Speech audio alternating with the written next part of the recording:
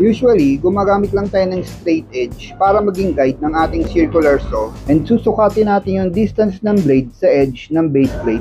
And then, ita-transfer natin yung measurement sa mark line at sa straight edge. Pero, hindi ko ginagawa yun. Gumagamit lang ako ng scrap tulad ng mga ito. Pwede namang maiksi, pero sa mahaba na tayo. Pag kumukuha ako ng distance, dito lagi sa malaking side. Mas stable kasi dahil mas malapad siya. So itong spacer ay i-attach ko dito sa isang straight edge ng paganito. Makikita nyo ngayon na magkadikit na sila at pwede na natin padaanin yung circular saw. Just make sure na hindi tatama yung motor dito sa temporary guide. I-secure muna ang piece and then i-cut ang spacer.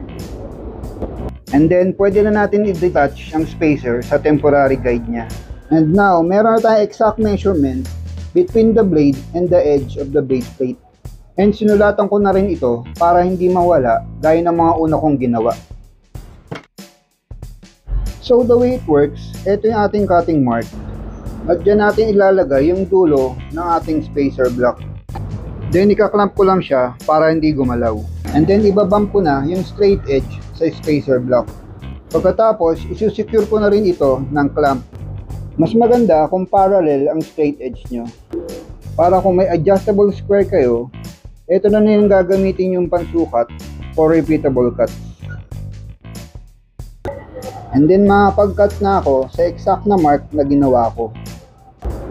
As you can see, flush sa edge nang natabas ko ang aking spacer block.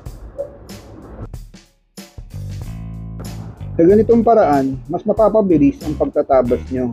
And most especially, you can make a perfectly identical, repeatable cuts. Pero sa totoo lang, madalas natatagalan ako sa mga projects ko. Dahil pa video-video pa ako tulad nito.